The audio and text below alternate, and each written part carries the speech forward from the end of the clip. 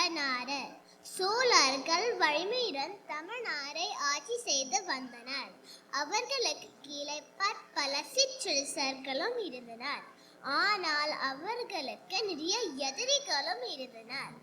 அவர்கள் எல்லாரையும் கண்காணிக்கவும் அரசியலில் தனக்கு உதவி செய்யவும் சிலரை தேர்ந்தெடுக்க அரசர் முடிவு செய்தார். ஆனால் இதையெல்லாம் செய்ய நம்பிக்கையானவர்கள் யார் என்று தெரியாமல் அரசர் யோசனையில் இருந்தார். அந்த நேரத்தில் ஔவையார் சோழ அரண்மனைக்கு வந்தார். இனி என்ன நடக்க போகிறது பார்க்கலாம்.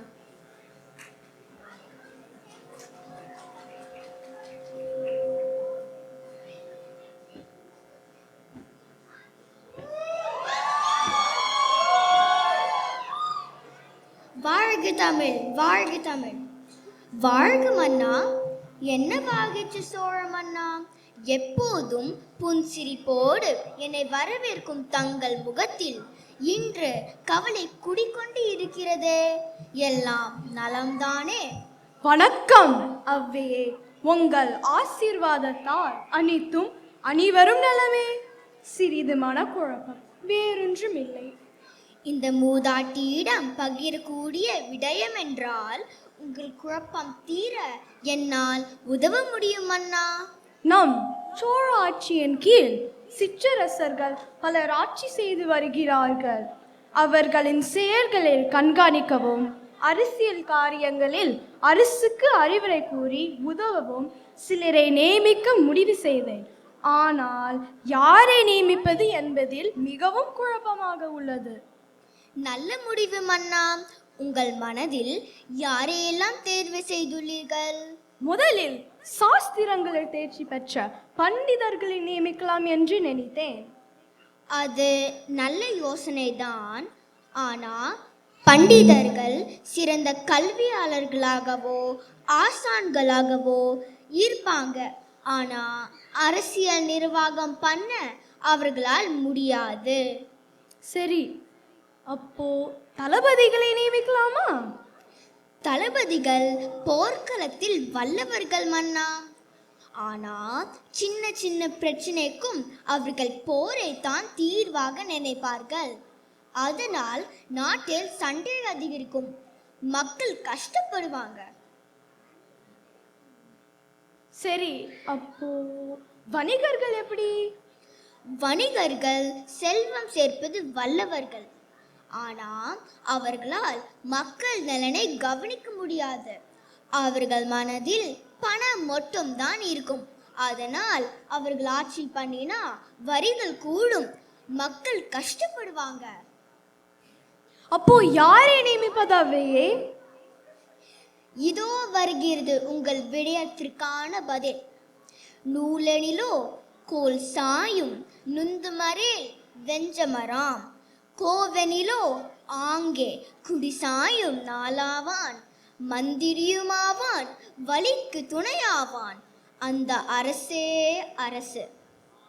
மன்னா, நம் நாட்டின் நம்பிக்கை யாரிடம் இருக்கிறது தெரியுமா?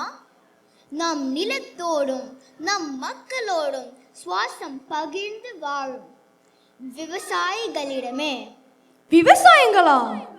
ஆம் மன்னா, விவசாயிகளுக்கு தான் மக்கள் பசி, வலி, துன்பம் எல்லாம் நன்றாக தெரியும். அவர்கள் எடுக்கப்படும் எந்த முடிவும் மக்களை பாதிக்காது. அவர்கள்தான் உன் ஆட்சிக்கு பெரும் பலமாக இருப்பாங்க. உண்மை. தாங்கள் சொல்வது 100% உண்மை.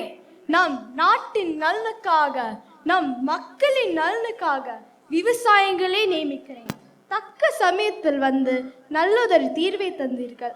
மிக்க நன்றி அவையே. மன்னா, இதுதான் உண்மையான ஆட்சியின் அடையாளம். மக்கள் நலனை உன்னோடு பெருமை. நன்றி, வணக்கம்.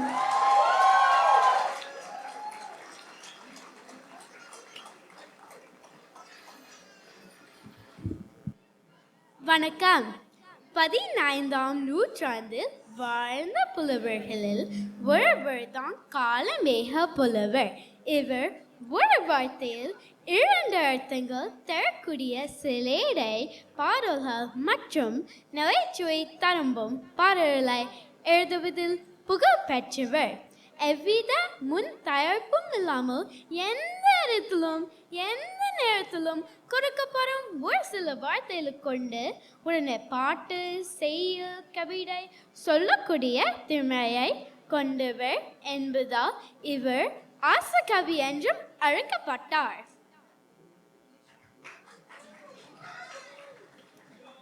இப்போது அவர் எழுதிய ஒரு வேடிக்கையான பாடலையும் அது உருவாகின காரணமான இருந்த ஒரு நிகழ்வையும் தற்போது பார்ப்போம்.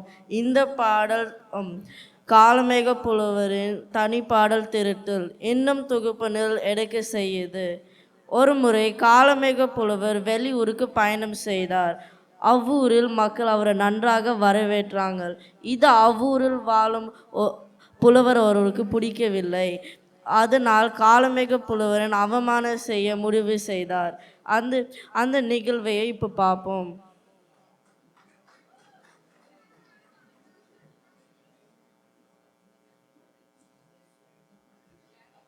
வருக வருக புலவரே, பெரும் புலமை கொண்ட உங்களை எங்கள் ஊருக்கு வரவேற்கிறோம்.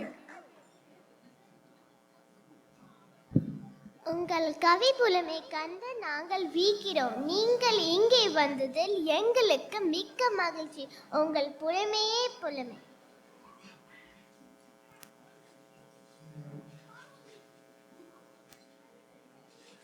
ஆஹா, மக்களின் இவரை இப்படி கொண்டாடுகின்றனர். என்ன பெரிய புலமை பெற்று விட்டார் இவர். இப்போவே இந்த மக்களுக்கு அவர் பெரிய புலவர் இல்லைன்னு காமிக்கணும். என்ன பண்ணலாம்? அவர் பாட முடியாதபடி ஒரு கவியை இப்போவே கேட்டால் இம்மக்களுக்கு முன் கவி பாட முடியாமல் என்னிடம் தோற்று அவமானம் கொள்வார். இதோ வருகிறேன் புலவரே. ஐயா, ஊர்ல எல்லாரும் நீங்க பெரிய புலவர் என்று சொல்றாங்க, அது உண்மையா? அட, ஓர் இரவில் அப்படி சொல்லிக்கலாம். ஆனா எனக்கு என்ன புலமை? என்ன கேட்கணுமோ நேராக கேளுங்க.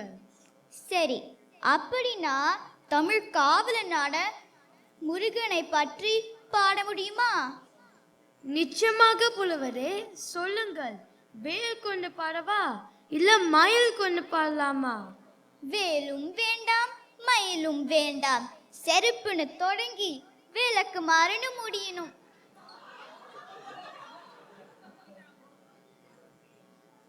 சிறப்பு, விளக்கமாற இந்த வார்த்தைகளை கொண்ட முருகனை எப்படி பாட முடியும்? இதுக்கு காலமேக புலவரால் முடியாத போல இருக்கே. என்ன புலவரே, சிரமமா இருக்கு போல? சிரமமா? இல்லை இல்லை, கவனமாக கேளுங்கள். செருப்புக்கு வீரர்களை சென்றிழக்கும் வேலன், பொறுப்புக்கு நாயகனை புல்ல, மறுப்புக்கு தந்தேன் பொழுத தாமரை மேல் வீச்சுக்கும் வண்டே விளக்கு மாறே. இந்த பாடலின் பொருள், செருப்புன்னு சொன்னா போர்க்களம்.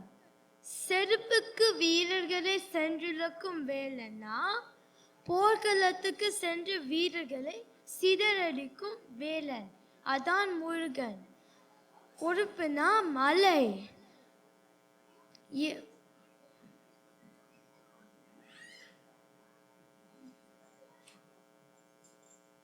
புல்ல என்றால் ஆழத்தழுவுதல்.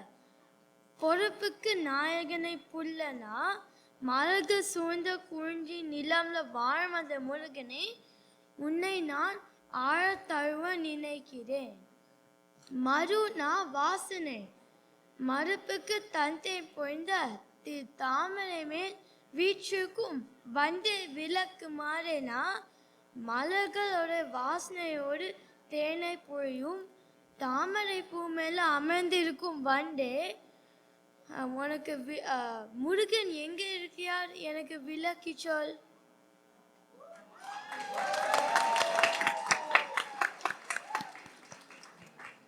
மிகச்சிறந்த வீரப்ப ஐயா, நீங்க தான் உண்மையான மகாகவி. என்னை மன்னிச்சிடுங்க. கவிதை போட்டியோ அறிவு சவாலோ இது எல்லாம் நம்ம இணைக்கிற பாலம், பிரிக்கிற சுவர் இல்லை. நன்றி வணக்கம். நன்றி வணக்கம்.